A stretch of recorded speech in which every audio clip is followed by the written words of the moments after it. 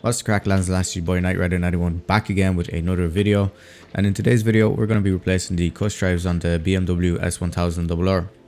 If you're aware, the cush drives tend to give issues on these bikes because of the torque and the power, and especially for BMWs, I think they decided to go with the cheapest bidder for the cush drives, so you have to replace them I think every 12,000 kilometers. As well as that, then if you move the sprocket, you'll see that there's a lot of play, side to side, up and down, things like that. So that's normally a good indication that the cush drives need to be replaced. So first things first, we're going to get the bike up on the paddock stand and get all the tools ready. It's not a hard or difficult job. You just need to get the rear wheel off and replace the little rubber bushings that sit inside of the wheel.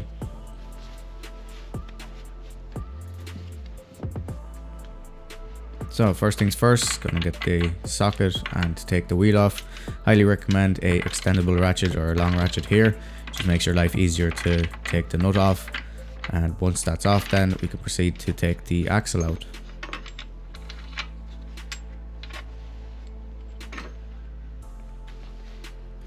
Okay, so the nut is off. Now, as you can see, I'm trying to tap the axle out, but it did not want to come out. So a few taps of the hammer. I ended up using a socket then as well, just to push the axle through. This is probably because my axle wasn't greased the last time it was put in, so this time I will grease it. But as you can see, the axle pops out here. And the next thing that you want to do then is to take off the caliper from a little slot that it slides into. So you can see there, it'll pull out, and then the chain can come off the sprocket as well, and that's the wheel coming out as well. Make sure you don't lose the spacers, put them somewhere safe that you can see, and then you can see here actually my sprocket just falls out of the wheel, and that's a good indication that the cush drives that you can see here are worn and loose. So we're gonna come in with the new ones here. I think I paid €80 for mine. Pretty pricey, but has to be done. There is also a big difference in the feeling of the cush drives from the worn ones to the new ones. The new ones are much stiffer, and old ones again are nice and loose in the wheels. So we want them to be nice and stiff so that the sprocket doesn't have as much play as it did. So we're just going to replace them all here, going one by one. Make sure not to get anything mixed up. Put an old one in there, and then we'll be able to proceed further.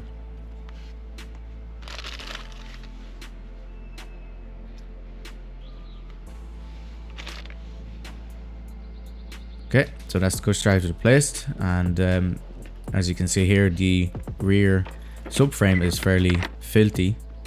So I thought while I'm here, might as well give it a quick clean. It's not major, it won't take too much time, but it'll just make your bike feel that much more better. All you need is some water, I suppose car or bike wash, and degreaser will take it all off.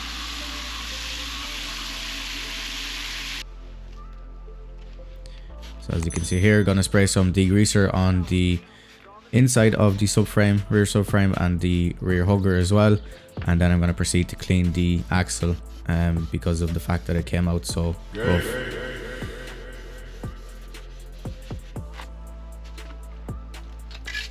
But a bit of WD-40 cleans the axle nicely. And just make sure that, you know, we're using something that's lubricating afterwards, like grease, to make sure that your axle isn't dry, which was my first mistake whenever I put it in last time.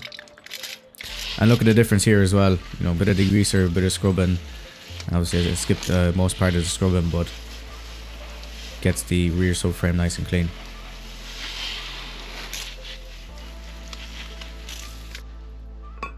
And I'm also gonna give the rear of the sprocket a quick clean as well. Just make sure you don't hit the greaser on bearings, as it does eat away the grease that's inside of the bearings. So just a bit of soap and some water just to clean that through, and we're going to slap the sprocket back into the wheel, ready then for reassembly. I suppose just before we do that, then I'm going to grease up the axle.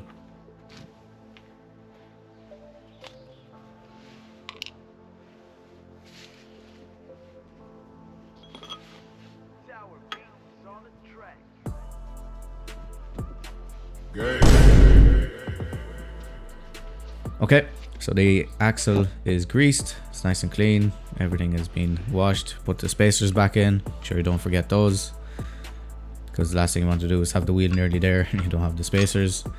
I'm going to slide the wheel in sideways, put the chain back on just to have it there. It'll be easier then just to focus on the rear brake since you have to slide it into that little groove. It's actually handier to have something underneath it, so I have a little knee pad under the wheel to help me lift it up. Put the caliper onto the disc and then try to force it or slide it into that little groove that it has. Shouldn't be too hard. Then we're going to put in the spacers for the chain adjustment, and lastly fit the axle through. Make sure you don't do what I'm about to do here, which is slap the axle with the palm of your hand. Just use a hammer. Obviously you don't want to injure yourself while you're at it. Just to get it in, I suppose, use the palm of my hand. And then I seen that the spacer was actually sitting on the subframe, so I just had to tap it in. You can see it'll drop down here. And then some taps with the hammer just to get it all the way through. Again, make sure you put the adjustment block on the other side as well. And make sure that the axle is facing the correct way to sit in against the block here as well.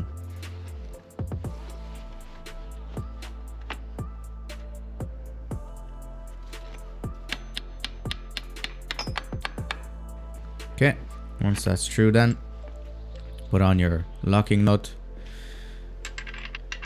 Make sure to give the wheel some taps as well, just to make sure everything is aligned and sitting properly.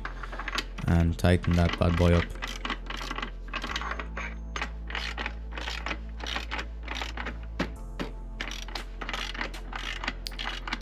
As well as that, then make sure you have a torque wrench.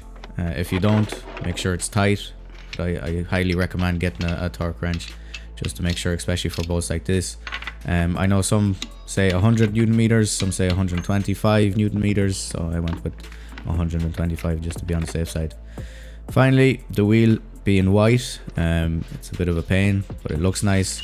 It's all covered in grease, so I'm gonna spray down some wheel cleaner, get some water going, and just clean it all to make sure it's all nice and fresh.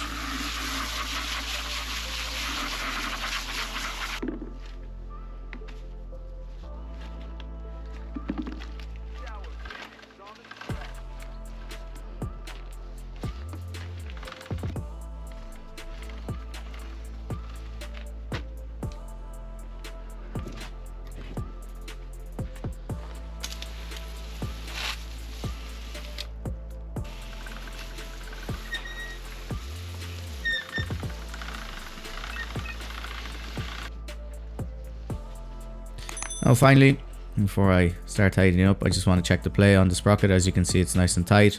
There is still some play, but that's always going to be the case. You will see that if you do have worn cush drives, the play is very significant. So that's going to be it. Just going to tidy up the tools, put everything back, and close up shop.